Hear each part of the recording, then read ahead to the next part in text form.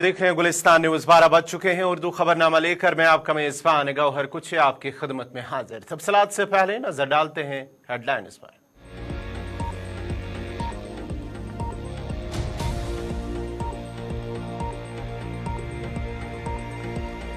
जनूबी अफ्रीका ने इसराइल के खिलाफ आलमी अदालत से कर लिया रजू। आईसीजे में इसराइल पर गजा में नस्ल कुशी का मुकदमा किया दायर।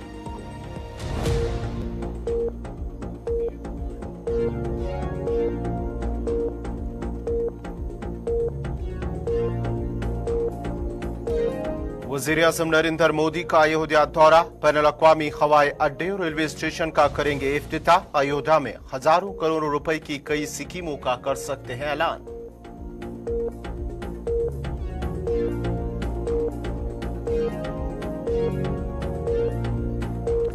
और धुंध से वादी के लोगों को कदरे राहत। शदीद सर्दी का जोर बरकरार। जनवरी 3 और 4 को हल्की बर्फबारी का इम्कान। महकमे मौसमियात।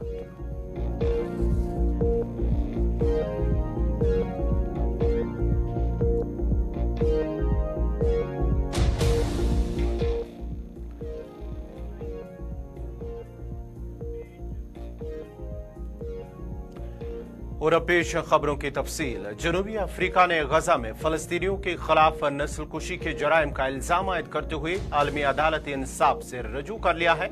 रिपोर्ट के मुताबिक जनूबी अफ्रीका ने 29 दिसंबर को इसराइल के खिलाफ आलमी अदालत में दरख्वास्त दायर की है। दरख्वास्त में जनूबी अफ्रीका ने गजा में इसराइल के इकदामात को नस्ल कुशी करार दिया है। जनूबी अफ्रीका का कहना था कि इसराइल का मकसद फलस्तीनी कौम और नस्ल को तबाह करना है। दरख्वास्त में कहा गया है कि इसराइल की गजा में कार्रवाइयों का मकसद फलस्तीनियों को कत्ल करना, उन्हें शदीद जिस्मानी और जहनी अजियत पहुंचाना है। इंसानी हुकूक की कई तंजीमें पहले ही कह चुकी हैं कि फलस्तीनियों के लिए इसराइल पॉलिसियां नस्ल परस्ती की मुतरादिफ है। जनूबी अफ्रीका की जानिब से गजा में मौजूद फलस्तीनियों की हालत पर तशवीश का इजहार करते हुए दरख्वास्त की गई है कि इसराइल को नस्ल कुशी का मरतकब करार देकर मुकदमा चलाया जाए और इसे मजीद कार्रवाइयों से रोका जाए। जनूबी अफ्रीका का कहना है कि इसराइल की जानिब से गजा में इंसानियत के खिलाफ जराइम की मुसलसल इत्तलात है। इसराइल की जानिब से फलस्तीनियों पर तशद्दुद का सिलसिला जारी है और इम्कान है कि इसराइल जराइम में मजीद इजाफा होगा। ख्याल रहे कि गजा पर इसराइल हमले जारी हैं और 24 घंटों में मजीद 187 फलस्तीनी जांबाक हो गए हैं। फलस्तीनी वजारत सेहत का कहना है कि गजा पर 7 अक्टूबर से जारी इजरायली हमलों में 21,560 फलस्तीनी जांबाक हो चुके हैं। 7 अक्टूबर से अब तक 55,915 फलस्तीनी जख्मी भी हुए हैं। गजा में सेहत की सहूलियात को इजरायली हमलों से शदीद नुकसान पहुंचा है, जिसके बाद जख्मियों के इलाज में मुश्किलात का सामना है। गजा पर जारियत का सिलसिला बरकरार रखे पर जनूबी अफ्रीका पहले ही इजराइल से अपने सफारती अमले को वापस बुला चुका है। गुज़श्ता दिनों जनूबी अफ्रीका की वज़ीर ख़ारजा ने गजा में जारी कार्रवाइयों पर इजरायली वज़ीर-ए-आज़म की गिरफ्तारी का भी मुतालबा किया था।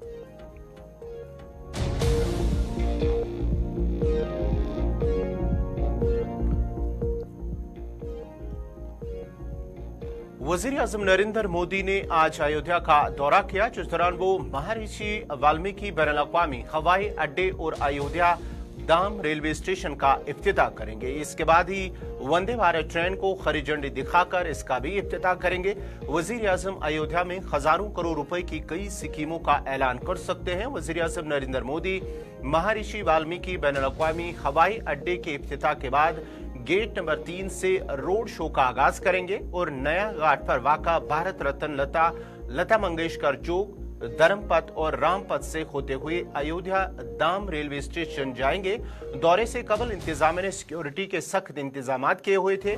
रोड शो के दौरान एक तरफ बैरिकेडिंग का इंतजाम किया गया, बाहरी सिक्योरिटी की तैनाती के दरमियान पूरे शहर को फूलों, दीवारों और मौजूदी आराइशी कालमों से सजाया गया है। तकरीबन 1 घंटे तक जारी रहने वाली इस रैली में तकरीबन 1.5 लाख लोगों के जमा होने की उम्मीद है, जिसके बाद वज़ीर-ए-आज़म अयोध्या से रवाना होंगे।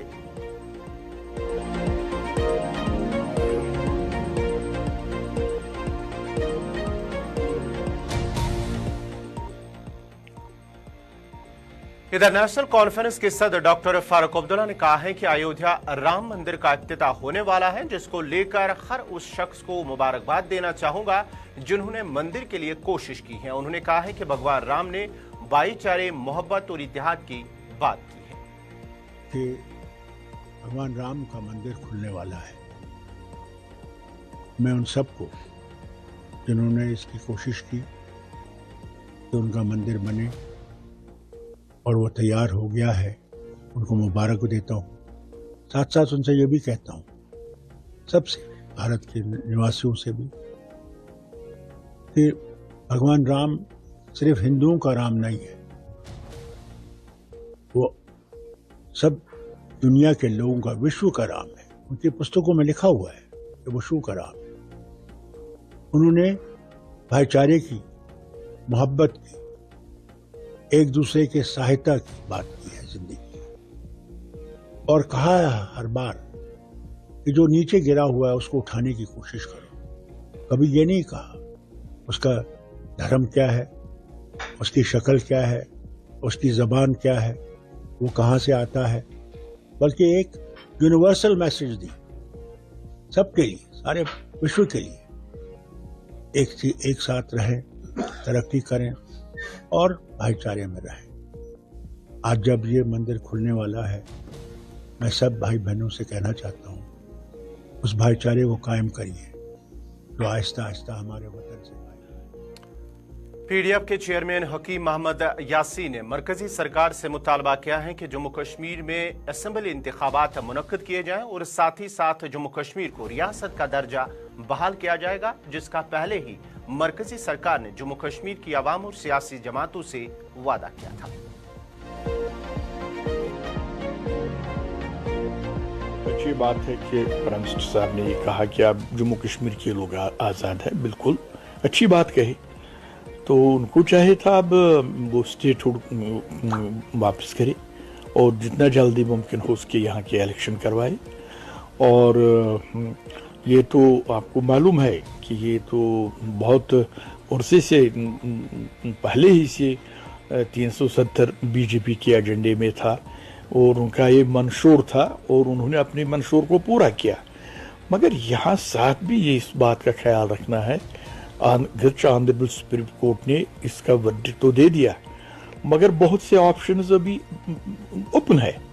इस चीज़ को हम रिव्यू पिटिशन के बारे में यहाँ बहुत सारे लोग सोच रहे हैं, तो दोबारा वो ऑनरेबल कोर्ट के पास जाएंगे इस बारे में, वहाँ पर वो रिव्यू पिटिशन पेश करेंगे मशावरत के बाद।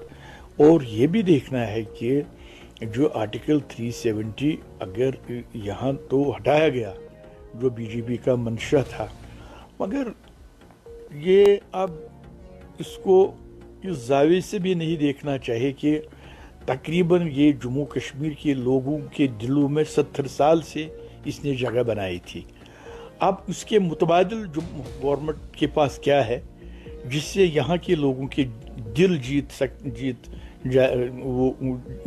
जीतेंगे, या यहाँ के ज़मीन के बारे में, यहाँ के गवर्नमेंट के एम्प्लॉयमेंट के बारे में और यहाँ के कल्चरल के बारे में, हेरिटेज के बारे में उनका क्या होगा। हमें उस सरकार को चाहे कि उस बारे में क्लियर कट पॉलिसी लोगों के सामने लाए, ताकि जो ये इस प्राइम मिनिस्टर साहब का ही नारा है, दिल की दूरियां और दिल्ली की दूरियां, इसको मिटाने की ज़रूरत है। तो उसके लिए उनको इक़दामात उठाने की ज़रूरत है। हमें पूरी उम्मीद है जो प्राइम मिनिस्टर साहब ने कहा, हम उसकी तायद करते हैं। यहाँ एक वो माहौल को ठीक करने की कोशिश करेंगे और जो उनके वादे हैं, दिल की दूरियां, दिल्ली की दूरियां मिटाने की बात है, उनको वो पूरा करेंगे, ताकि जो एलिनेशन इस वक्त बढ़ रही है उसको ठीक करने की कोशिश करेंगे। CEO shrine board Anshul Garg ने एक प्रेस कॉन्फ्रेंस के दौरान कहा है कि रवां साल के दौरान 94,35,000 यात्रियों ने माता वैष्णो देवी मंदिर का दर्शन किया और गुज़श्ता कई सालों के मुकाबले में ये सबसे ज्यादा है। उन्होंने कहा है कि बोर्ड की जानिब से मंदिर आने वाले यात्रियों के लिए खाने पीने और रहने का भी इंतजाम किया जा रहा है और उम्मीद है कि अगले साल इससे भी ज्यादा यात्री मंदिर में हाजिरी लेंगे।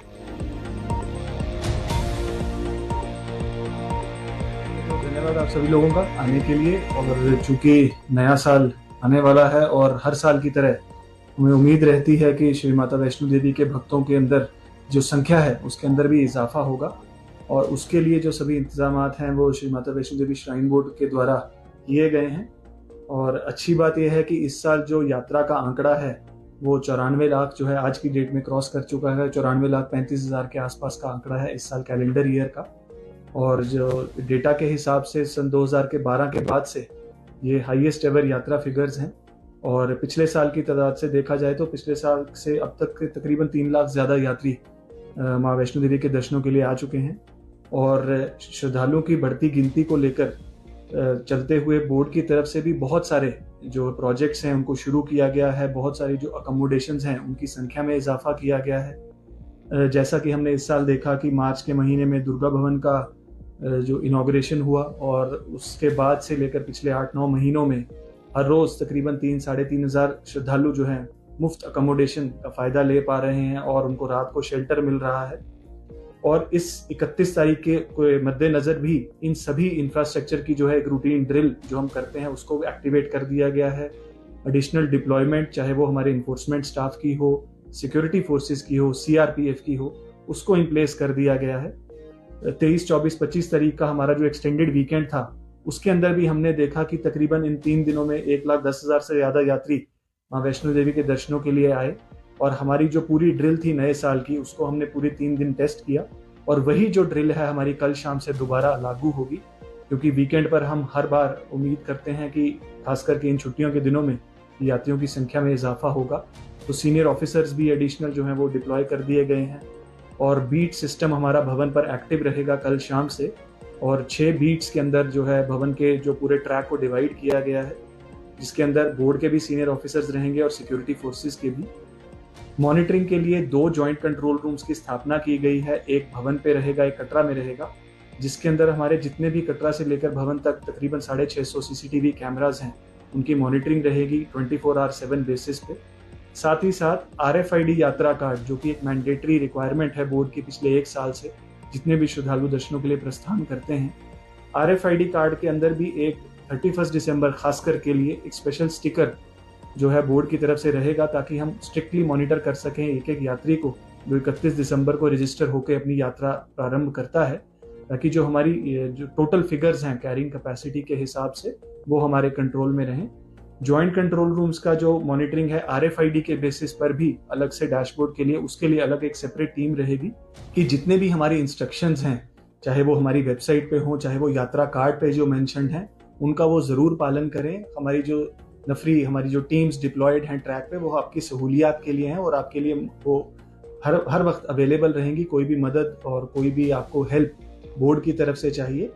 एडिशनली जिन लोगों ने एडवांस्ड ऑनलाइन बुकिंग्स करवाई हैं उनके लिए भी उनसे भी मेरा ये अनुरोध रहेगा, क्योंकि रोपवे में भी ऑनलाइन फैसिलिटी हाल ही में एक्टिवेट हुई है और उसकी भी संख्या अच्छी है, कि आप अपने ऑनलाइन जो बोर्डिंग पासेस हैं या जो टिकट्स हैं, चाहे वो आप प्रिंट मोड में लेकर आए या सॉफ्ट कॉपी वर्जन में लाएं, उनका प्रयोग हमारे विभिन्न लोकेशंस पर करें। जम्मू में कोविड-19 का मामले की तस्दीक होने पर CEO shrine board Anshul Garg ने कहा है कि जो भी कोविड-19 की गाइडलाइंस हैं उन पर सभी को अमल करना होगा, जबकि इंतजामिया की जानिब से जो गाइडलाइंस जारी की जाएंगी बोर्ड की जानिब से भी उन पर अमल किया जाएगा। कोविड कंप्लायंस जो गाइडलाइंस हैं बोर्ड की, वो हमेशा से ही जैसे भी स्टेट गवर्नमेंट्स की एडवाइजरीज आती हैं बोर्ड की तरफ से वैसी एडवाइजरीज हमेशा से रहती हैं। पर चूंकि ये काफी एडवांस्ड या प्रीलिमिनरी स्टेज में कहूंगा, अभी प्रीलिमिनरी स्टेज है जब ये कुछ नए वेरिएंट का जो केस सामने आया और जम्मू में भी शायद कुछ केसेस सामने आ रहे हैं, तो हमारी बोर्ड की तरफ से हमेशा यही अपील रहेगी कि जितनी भी कोविड रिलेटेड एडवाइजरीज हैं, खास करके मास्क पहनने की, साफ सफाई रखने की और थोड़ी सी सामाजिक दूरी जिसको सोशल डिस्टेंसिंग हम कहते हैं वो बनाए रखने की यात्री कोशिश करें, तो मैं समझता हूँ ये सभी के लिए हित में रहेगा। और हमारी तरफ से हमेशा ये कोशिश रहती है कि कहीं भी ज्यादा भीड़ अगर ना इकट्ठी हो तो वो सभी के लिए फायदेमंद है, चाहे वो कोविड मैनेजमेंट हो, चाहे वो क्यू मैनेजमेंट हो, चाहे वो क्राउड मैनेजमेंट हो, तो हर तरीके से ये चीज फायदेमंद रहती है। तो जो सरकार की एडवाइजरीज रहेंगी, बोर्ड उसको बड़ी क्लोजली मॉनिटर कर रहा है, इवॉल्विंग हेल्थ सिचुएशन को भी, और अगर ऐसी कोई जरूरत पड़ेगी ऐसी गाइडलाइन इशू करने की तो जरूर जाए। दिव्यांग श्रद्धालुओं के लिए एक स्पेशल डेस्क हमारा पहले से ही इन प्लेस रहता है, और अब पिछले 2 महीने से हमारा स्पेशल 24/7 कॉल सेंटर एक्टिव है इस फैसिलिटी के लिए, जहां पर टोल फ्री नंबर पर भी कांटेक्ट कर सकते हैं, मोबाइल नंबर्स भी दिए गए हैं, व्हाट्सएप के जरिए भी कांटेक्ट कर सकते हैं। वाइब्रेंट फेस्टिवल भदरवा का आज तीसरा दिन है और इस सिलसिले में गलडना में शुरू हुआ है, जो कि एक कदीम बर्फानी चादर में लिपटा हुआ था, जिसने मुल्क भर से लोगों को अपनी तरफ मुतवज्जा किया है। मकामी लोगों और सयाहों ने इस त्यौहार में, इस फेस्टिवल में यकसा तौर पर लुत्फ उठाया है। डायरेक्टोरेट ऑफ टूरिज्म जम्मू ने जिला इंतजामिया Doda, academy of art culture and languages और भदरवा डेवलपमेंट अथॉरिटी के इश्तराक से इस फेस्टिवल का इनेकाद किया है। गुलडंडा मुख्तलिफ एडवेंचर सरगर्मियों जैसे सिकिंग, ATV राइड्स, स्नोमैन बनाने के मुकाबले, स्लाइडिंग और उसके साथ साथ ही टगाफार और मकामी खानों की पेशकश करने वाले फूड स्टॉल्स के साथ एक तफरीह मरकज बन गया और मुख्तलिफ रियासतों से आने वालों को महसूस किया। खाने के स्टॉल्स, मौसीकी और दिल फरेब सरगर्मियों ने त्यौहार इस फेस्टिवल की रौनक को मजीद बढ़ा दिया है। टूरिज्म डिपार्टमेंट की तरफ से इन्विटेशन है।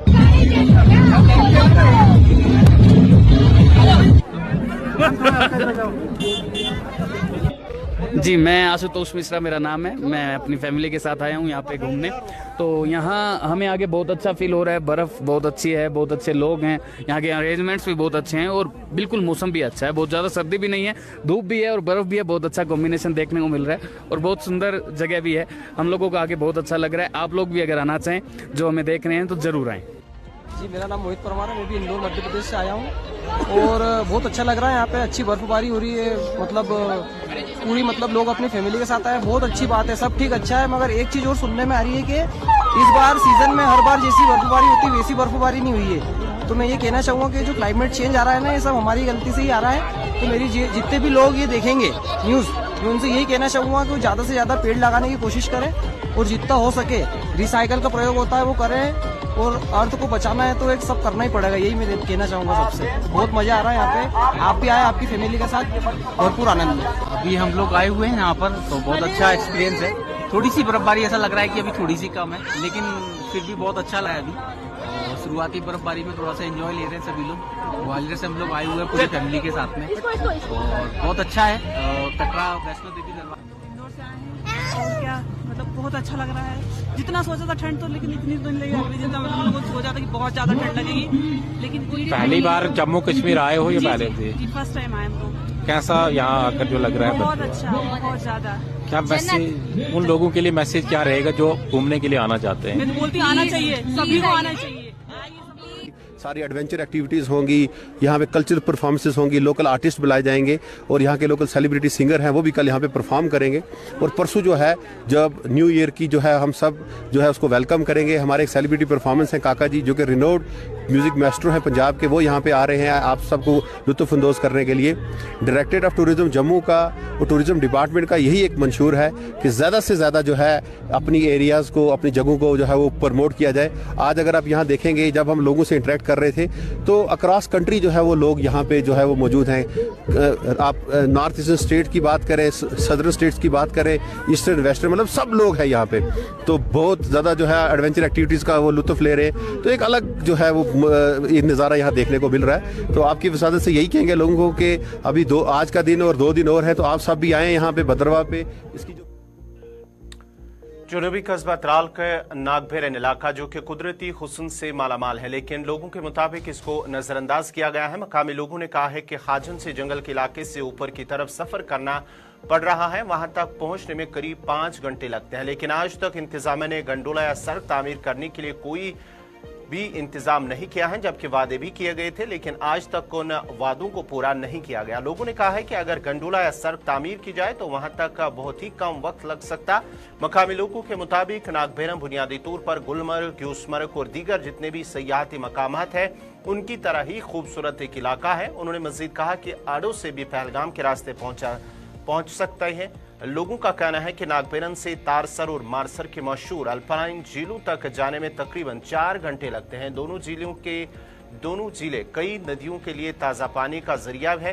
त्राल इलाके के मकामी लोगों ने हुकाम से इस मकाम को कश्मीर के सियाहती नक्शे पर लाने की भी अपील की है। उनका मजीद कहना है कि वो हुकूमत से इलाके में बुनियादी सहूलियात की तरक्की के लिए इल्तिजा कर रहे हैं, क्योंकि ये जगह एडवेंचर टूरिज्म के लिए बहुत ज़्यादा इम्कानात रखती है। ताहम इस सिलसिले में गुलिस्तान न्यूज़ नुमाइंदा शेख कौसर ने जब DDC मेंबर आरिफल मंजूर अहमद गनाई के साथ बात की तो उन्होंने भी LG इंतजामिया से अपील की है और कहा है कि इस सड़क पर जल्द काम शुरू किया जाए और नागबेरन इलाके को सियाहती नक्शे पर लाया जाए।